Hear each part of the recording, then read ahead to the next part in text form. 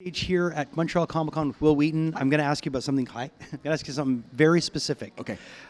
You're very good with keeping people abreast on what's going on in your life through your website. Yeah. You're a writer, obviously, so you're really, really good at getting things across. You're also really good at making merch. Yeah, and I want to talk to you about Trek Side of the Moon. Oh, Where did you come up with that idea for that T-shirt? Because if you first of all, let people know what it is and where you came up with that idea. I had this idea to take the cover of the legendary Pink Floyd album, The Dark Side of the Moon, which is a prism, a pyramid breaking light into its component colors. And I had an idea to draw the Starfleet Delta in a sort of a crystal shape, and then have a piece of light hitting it, but having it split into the three divisions of Starfleet. Right. And to make this come together, I reached out to my friend Rich Stevens, who is a great artist. His webcomic is Diesel Sweeties. He's amazing. I asked him if he could do it, and he was like, yeah, I can absolutely do that. And then I reached out to another friend of mine who works at Paramount. Okay. And said, can you find out the Pantone numbers, the actual Pantone numbers? And she was like, yeah, I can.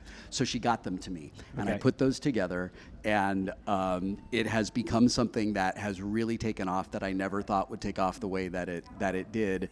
But it brings together two things that I really, really love. Right. My favorite album of all time, and my favorite television show of all time. And it's one of those things where people see it and they either immediately get it, or they're intrigued enough by it to want to know what it is. And I love that. It's the best mashup ever. Thanks, and man. being a big Pink Floyd fan and obviously a Star Trek fan, seeing those things blended together, I thought it was great. You're obviously very creative. You got a very creative mind, and you're always doing different stuff. Oh, thank you. When it comes to designing, is that a bit of a passion of yours? Yeah, I get ideas, right? Yeah. And I do real bad sketches that kind of fill out to just show where things are going to go. And I'm lucky enough to know people who are extremely talented artists. Right. A big part of being a nerd is that we're enthusiastic about things. Yes. Right. Yes. I mean, it's just like we get excited about things and we want to do the coolest thing with it that we can.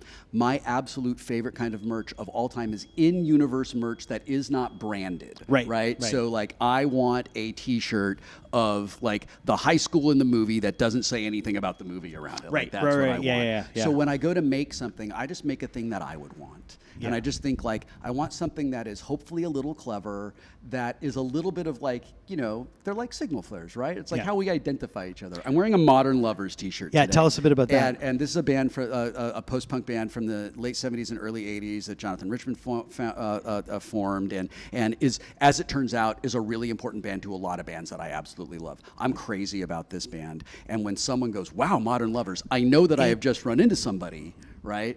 Who's like, oh, you like the same weird thing that I like. So the merch that I make has that intention behind it. Brings people together. Bringing people together. Which I think is also a big part of your message. You want, it's important that we all try to accept each other for who we are and love each other for our similarities and our differences. Yeah. The world is more angry and hateful and fearful than it has been at any other time in my life.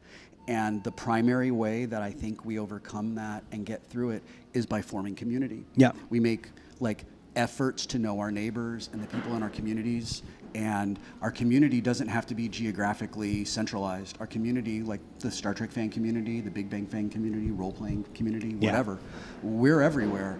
And when we are looking out for one another, and we remember what we have, we remember what's worth fighting for, and we take some comfort and inspiration in knowing that we're not alone. Yeah. No. And I'm just trying to do that because, man, I'm sad all the time. When I look at the world, I'm so sad.